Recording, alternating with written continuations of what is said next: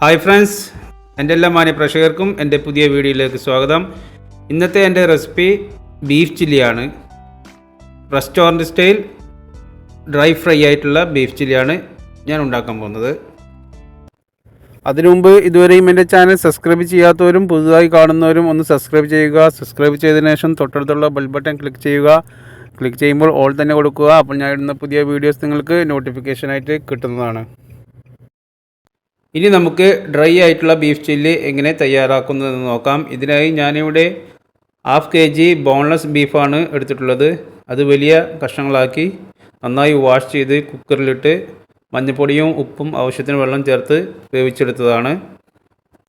ഇത് നമുക്ക് റെസ്റ്റോറൻറ്റിൽ കിട്ടുന്ന അതേ ടേസ്റ്റിൽ തന്നെ വീട്ടിൽ ഉണ്ടാക്കിയെടുക്കാം. ബീഫ് ഇതുപോലെ ചെറിയ പീസുകളാക്കി കട്ട് ചെയ്ത് വെക്കുക. ഇനി നമുക്ക് ബീഫിലേക്കുള്ള മസാല തയ്യാറാക്കിയെടുക്കാം. ഇതിനായി ഒരു ബൗൾ എടുത്ത് ഇതിലേക്ക് 2 ടേബിൾ സ്പൂൺ ഇഞ്ചി വെളുത്തുള്ളി പേസ്റ്റ്, 2 ടേബിൾ സ്പൂൺ വറ്റൽമുളക് പൊടിച്ചെടുത്തത്, 1/2 ടീസ്പൂൺ മഞ്ഞൾപ്പൊടി, 2 ടീസ്പൂൺ കാശ്മീരി മുളക് പൊടി,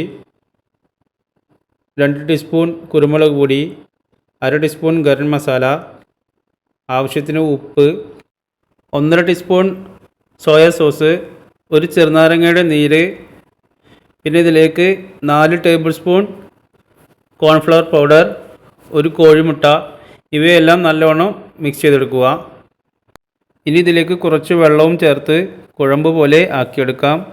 അധികം ലൂസ് പാടില്ല. ലൂസായി കഴിഞ്ഞാൽ ബീഫിലേക്ക് മസാല പിടിക്കുകയില്ല.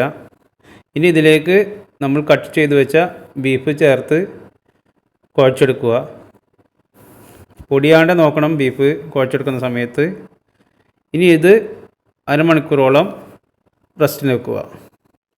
ഇപ്പോൾ ബീഫിൽ നല്ലവണ്ണം മസാല പിടിച്ചിട്ടുണ്ട്. ഞാനിവിടെ അരമണിക്കൂറിന് മുകളിൽ തന്നെ റെസ്റ്റിന് വെച്ചിട്ടുണ്ടായിരുന്നു.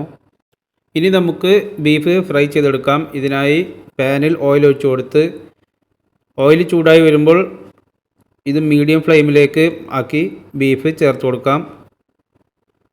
നല്ല ക്രിസ്പി ആവുന്നത് വരെ നമുക്ക് ഫ്രൈ ചെയ്തെടുക്കണം. അപ്പോഴാണ് ഇതിൻ്റെ ടേസ്റ്റ് ഉണ്ടാവുകയുള്ളൂ. ഇപ്പോൾ ഒരു ഭാഗം ഫ്രൈ ആയിട്ടുണ്ട്. ഇത് നമുക്ക് തിരിച്ചിട്ട് കൊടുക്കാം. ഇപ്പോൾ 2 ഭാഗവും ഫ്രൈ ആയി വന്നിട്ടുണ്ട്. ഇനി നമുക്ക് എണ്ണയിൽ നിന്ന് കോരിയെടുക്കാം. ഇനി ഇതുപോലെ ബാക്കിയുള്ള ബീഫും ഫ്രൈ ചെയ്തെടുക്കാം. നമുക്ക് ഒരുപാട് ഫ്രൈ ചെയ്യാനുണ്ടെങ്കിൽ എല്ലാം ഒരുമിച്ചിട്ട് ഫ്രൈ ചെയ്യരുത്. കുറേശ്ശെയായി ഫ്രൈ ചെയ്തെടുക്കണം. ഒരുമിച്ച് ഇട്ട് ഫ്രൈ ചെയ്യുമ്പോൾ നമുക്ക് നല്ലോണം ഫ്രൈ ചെയ്ത് കിട്ടില്ല. നല്ല ക്രിസ്പി ആയിട്ട് കിട്ടില്ല. നല്ല കട്ട പിടിച്ചിരിക്കും. അപ്പോൾ കുറേശ്ശെയായിട്ട് ഫ്രൈ ചെയ്തെടുക്കുക. ഇപ്പോൾ നമ്മുടെ എല്ലാ ബീഫും ഫ്രൈ ആക്കി എടുത്തിട്ടുണ്ട്. ഇനി നമുക്ക് ഇതിൻ്റെ മുകളിൽ ചേർക്കാനായി കുറച്ച് കറിവേപ്പിലയും പച്ചമുളകും ഫ്രൈ ചെയ്തെടുക്കാം.